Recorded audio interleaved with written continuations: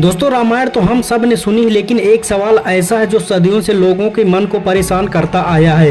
रावण जो वेदों का ज्ञाता था, महान शिव भक्त था, उसने माता सीता का हरण आखिर क्यों किया? क्या यह सिर्फ कामना थी या फिर इसके पीछे कोई छुपी हुई ऐसी पुरानी कथा जिसका जिक्र रामायण में बहुत कम किया जाता है? आज के इस वीडियो में हम ना कोई कल्पना बताएंगे, ना कोई मन ग्रहण कहानी, बल्कि जानेंगे वह रहस्य जिसे समझने के बाद रावण का हर कदम आपको अलग नजर आएगा। तो वीडियो को अंत तक जरूर देखिए, क्योंकि आखिर में सामने आएगा वह कारण जिसने पूरी रामायण की दिशा बदल दी। इस सवाल का जवाब समझने के लिए हमें रामायण की कहानी से थोड़ा पीछे जाना पड़ेगा। रावण लंका का राजा था। वह अत्यंत विद्वान, शिव भक्त और महान योद्धा था, लेकिन उसके अंदर अहंकार था। वह अपनी शक्ति, ज्ञान और वरदानों का घमंड करता था।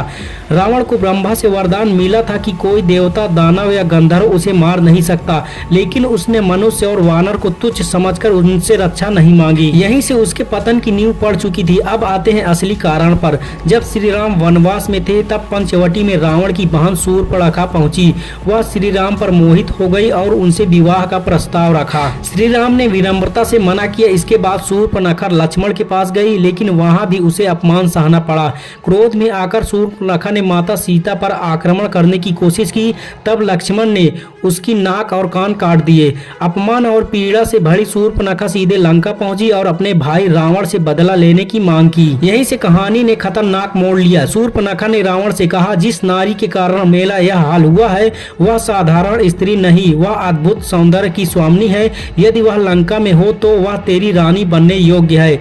यही पहली बार रावण के मन में सीता को पाने की इच्छा जागी। लेकिन सिर्फ यही कारण नहीं था। रावण को जब पता चला कि सीता राजा जनक की पुत्री है और श्री राम की पत्नी, तो उसका अहंकार और भड़क उठा। उसने सोचा, जिसे देवता पूजते हैं, जिसे लोग मर्यादा पुरुषोत्तम कहते हैं, अगर मैं उसी की पत्नी को हर लूं तो मेरी शक्ति पूरी दुनिया देखेगी।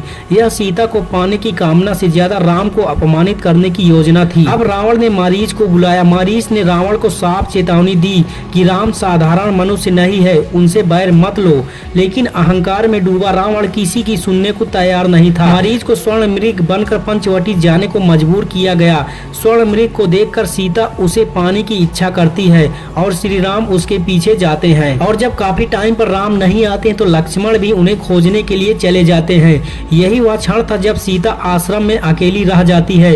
रावण साधु का वेश बनाकर आता है। सीता धर्म के कारण उसे भिक्षा देने के लिए लक्ष्मण रेखा के बाहर आती है और यही रावण अपना असली रूप दिखाता है। लेकिन एक बहुत महत्वपूर्ण बात यह है कि रावण ने कभी सीता को छुआ नहीं।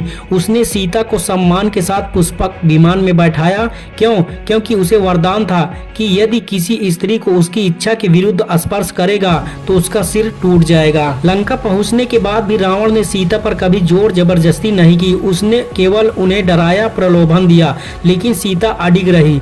सीता का हरण रावण की कामना, अहंकार, पूर्व जन्मों के कर्मों तीनों का परिणाम था। रामायण के अनुसार सीता स्वयं शक्ति स्वरूपा थी। उनका हरण रावण के विनाश की लीला का कारण बना।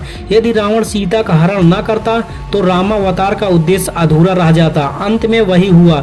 जो अधर्म का मार्ग चुनता है, रावण का पतन हुआ, लंका जली और अहंकार का अंत हुआ। और यही इस कथा की सबसे बड़ी सीख है कि अहंकार ज्ञान को अंधा कर देता है। शक्ति जब धर्म के बिना होती है तो विनाश निश्चित होता है, और नारी का अपमान किसी भी साम्राज्य के अंत की शुरुआत होता है।